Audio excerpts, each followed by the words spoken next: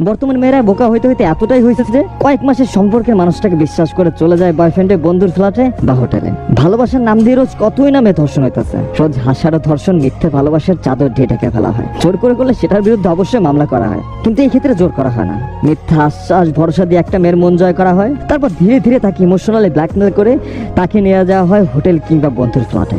আপনার গল্প আপনাদের সবারই শোনা উচিত। মানুষকে বিশ্বাস করা ভালো, তবে এতটাও না যে মানুষটা দিনের পর দিন আপনাকে ব্যবহার করে যাবে, আপনাকে দিয়ে তার শারীরিক চাহিদা মেটাবে, আর আপনি এসব বুঝেও তাকে পাগলের মতো ভালোবাসবেন। কিন্তু এসব করার পরও দেখবেন সেই মানুষটা আপনার কাছে থাকবে না। আমি দিনের পর দিন ও যা বলছে আমি তাই করছি। কখনো একবার ভাবিও নাই যে ও যা বলতেছে সব ঠিক তো, আমি কোনো ভুল করতেছি না তো, একবার চিন্তাও করি নাই। একটা বছরের সম্পর্ক ছিল আমাদের, আমি ওর ভালোবাসা দেখে পাগল হয়ে গেছিলাম। একটা মানুষ এতটা ভালোবাসা আমাকে, এতটা কেয়ার করে আমার, আমি অনেক খুশি হয়েছিলাম যে এরকম একটা মানুষ পাওয়া ভাগ্যের ব্যাপার। রিলেশনের যখন 4 মাস, তখন ও বারবার বলতো চল আমরা ঘুরে আসি। তার 2 দিন পরে বের হলাম, ও আমাকে বললো রেস্টুরেন্টে যাবে। আগে জানতাম না এইসব রেস্টুরেন্টে আসলে কি হয়। যাওয়ার পরে ও আমার শরীর টাচ করতেছিল বারবার। আমি যখন না বললাম তখন ও অনেক ইমোশনাল কথা বলা শুরু করলো। তোমাকে ছাড়া অন্য কাকে বিয়ে করবো, আমার কসম দিয়ে বললাম আমার বউ হলে তুমিই হবা, আর তুমি আমাকে কেমনই বা ভালোবাসো, আমাকে বিশ্বাসই করতে পারো না। তখন ওর কথা শুনে বিশ্বাস করলাম। তারপর থেকে অনেকবার ও শুধু ওর শারীরিক চাহিদা আমাকে দিয়ে পূরণ করছে। ও দিনের পর দিন মিথ্যা বলছে, আর আমি বোকার মতো সব বিশ্বাস করছি। আমার বান্ধবী ওকে একদিন অন্য একটা মেয়ের সাথে দেখে। আমি যখন জিজ্ঞেস করলাম তখন ও বললো ওর কাজিন। তার কিছুদিন পরেই ও আমার সাথে কোনো কারণ ছাড়াই ঝগড়া শুরু করে, তারপর বলে রিলেশন রাখতে পারবে না। আমি তখন জিজ্ঞেস করলাম তাহলে আমার সাথে যা যা করলে এটার কি হবে, কেন করলাম আমার সাথে এমন, আমি কি ক্ষতি করছিলাম তোমার? ও তখন মুখের উপর বলে দিল ভালো লাগছে তাই করছি, আর এখন তোমাকে আমার ভালো লাগে না। আমি অনেকবার বোঝানোর চেষ্টা করছি ওরে, কিন্তু বোঝে নাই। পরে জানতে পারলাম ওই মেয়েটাই নাকি ওর নিউ গার্লফ্রেন্ড, যার জন্য আমাকে ছেড়ে দিছে। প্রত্যেকটা আপুর এই গল্প থেকে অনেক কিছু শেখার আছে। যে ছেলে আপনাকে মন থেকে ভালোবাসবে সে কোনোদিন আপনার শরীর ছোঁয়ার বাহানা খুঁজবে না। সত্যিকারের ভালোবাসার ভিতরে কোনো চাহিদা থাকে না, না আর্থিক না শারীরিক, কোনোটাই না। যে আপনাকে ভালোবাসবে সে আপনাকে ছোঁয়ার জন্য বিয়ে অবধি অবশ্যই অপেক্ষা করতে পারবে।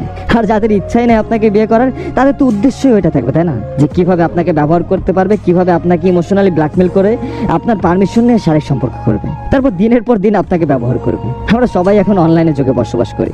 বয়ফ্রেন্ডের আবদার মেটাতে গিয়ে তাকে বিভিন্ন পিকচার সেন্ড করেন। হয়তো আপনারা তখন ভুলে যান এই মানুষটা যদি বিশ্বাসটা না রাখে তখন আপনার কি হবে, কি করবেন তখন আপনি? বিশ্বাস করার মতো মানুষ পাওয়া ভাগ্যের ব্যাপার। যে কাউকে অল্প দিনে পরিচয় বিশ্বাস করাটা সব থেকে বোকামি। মানুষ 5-7 বছরের সম্পর্কে ধোঁকা খায়, আর আপনি কয়েক মাসের রিলেশনে নিজের সবটুকু দিয়ে দিলেন। একটা কথা কি আপনারা জানেন? আপনারা কখনো সত্য কথায় ভালোবাসা নেন না, এটা আপনাদের সব থেকে বড় সমস্যা। যে মানুষগুলা সুন্দর করে মিথ্যা বলতে পারে, অভিনয় করতে পারে, আপনারা তাদের বেশি ভালোবাসেন। অন্যদিকে যে মানুষটা আপনাকে মন থেকে ভালোবাসে আপনি তাকে পাত্তাই দেন না।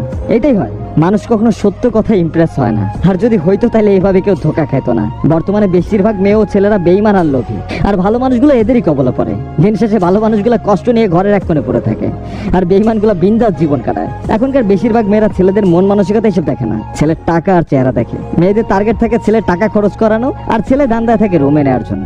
আর এসব মানুষের জীবনে যে ভালো মানুষটা আসে এরা তার জীবনটাও শেষ করে দেয়। তাই আপু এবং ভাইয়া দুজনের উদ্দেশ্যে কিছু কথা বলবো। কিছু পাপের শাস্তি অনেক ভয়ানক, এটা কিন্তু মাথায় রাখবেন। আর যে ছেলেটা এমন করতেছেন, একটা মেয়েকে এইভাবে ধোঁকা দিতেছেন, আপনার বোন বা সন্তানের সাথেও যদি এমনটা হয় তখন কি করবেন? আবার ধরেন আপনি যে কাজগুলো করছেন আপনার স্ত্রীর সাথে এমনটা হয়েছে, আপনার স্ত্রীর সাথে এমনটা কেউ করছে, তখন কি আপনি সহ্য করতে পারবেন? পারবেন না। দরকার কি একটা মানুষের বিশ্বাস নিয়ে খেলার? সারা জীবন আপনাকে অভিশাপ দিবে। পারলে মন থেকে ভালোবাসুন, তাহলে কেউকে ধোঁকা দেন না। সময় কারো ঋণ রাখে না, সুদে আসলে ফেরত পাবেন। আর আপুরা এত সহজে কাউকে বিশ্বাস করবেন না। আর আপনারাও কোনো ছেলের সাথে খারাপ কিছু করেন না। যে ভালোবাসবে সে বিয়ে অবধি অবশ্যই অপেক্ষা করবে। কেউকে ভালো লাগলে, কেউকে ভালোবাসলে যত তাড়াতাড়ি সম্ভব বিয়ে করে ফেলান।